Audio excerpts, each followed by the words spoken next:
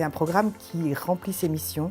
Soit il instruit, soit il divertit, soit il surprend. C'est d'abord une télévision qui pense que le spectateur a droit à des programmes de qualité. C'est qu'elle permet non seulement une fenêtre sur le monde, mais même une compréhension du monde et une initiation à tout ce qui nous a manqué. C'est-à-dire qu'au fond, pour moi, c'est un peu la seconde école. C'est une télé qui respecte le téléspectateur et puis qui respecte l'intelligence du téléspectateur. Une télé qui ne mâche pas le travail, par exemple. Quand vous faites une retransmission, il faut aussi qu'elle soit fabriquée de manière à ce qu'elle puisse accueillir tout le monde. Si on a le bon animateur, la bonne ligne, la bonne histoire, ça tient et on peut faire une émission d'une demi-heure ou d'une heure qui est passionnante.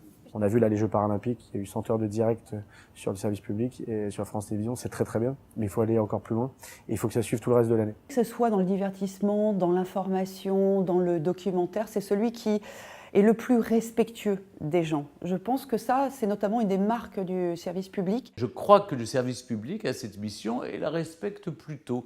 Écoutez, quelle autre chaîne me propose de faire des émissions d'histoire à 20h50, c'est-à-dire s'adresser au plus grand public?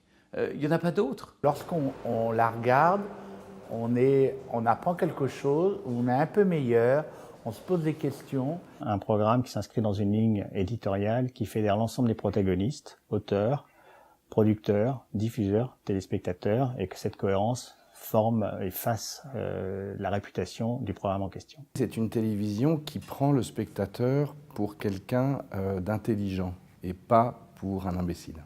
Une télé qui considère que son temps de cerveau n'est pas disponible.